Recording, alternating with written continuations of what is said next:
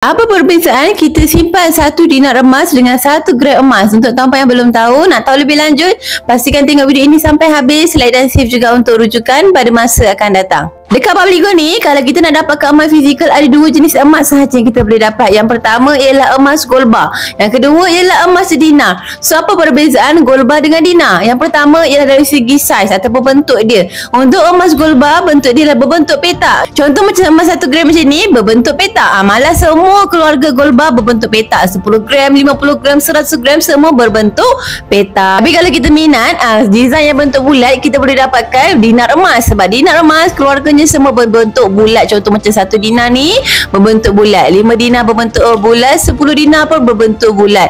Itu perbezaan yang pertama. Yang kedua ia dari segi berat dia. Untuk emas gold bar, berat dia adalah tak ada perpuluhan. Contoh 10 gram, 1 gram, 50 gram, 250 gram, tak ada perpuluhan, hanya nombor bulat sahaja. Tapi untuk emas dinar, semua dalam bentuk perpuluhan. Contoh 1 dinar 4.25 gram, semua dah ada gram dia tersendiri. Tapi yang mana satu yang lagi menguntungkan? Kita kena tahu dua-dua jenis gold bar dengan dinar ni menggunakan emas yang sama, iaitu emas 999. Dari segi ketulinan emas, dua-dua kita dapat keuntungan yang maksimum sebab dua-dua menggunakan ketulinan emas yang paling tinggi. So boleh dapatkan sahaja dua-dua jenis emas ini. So maknanya perbezaan 1 dinar dengan 1 gram emas ini, yang pertama 1 gram emas berbentuk petak, kalau 1 dinar emas berbentuk bulat.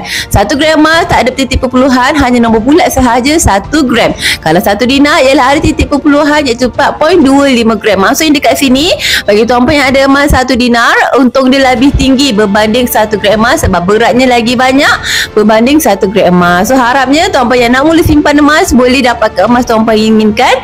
Cara dia kena daftar akaun dulu, klik saja link dekat profil saya untuk daftar akaun secara percuma dan boleh terus mulakan simpan emas hari ini dengan serendah RM100. Atau tuan-puan ada persoalan nak tanya, boleh kontak saya di nombor ini untuk saya bantu tuan-puan daftar akaun dengan lagi mudah. Akhir kata, macam biasalah, senangnya nak simpan emas.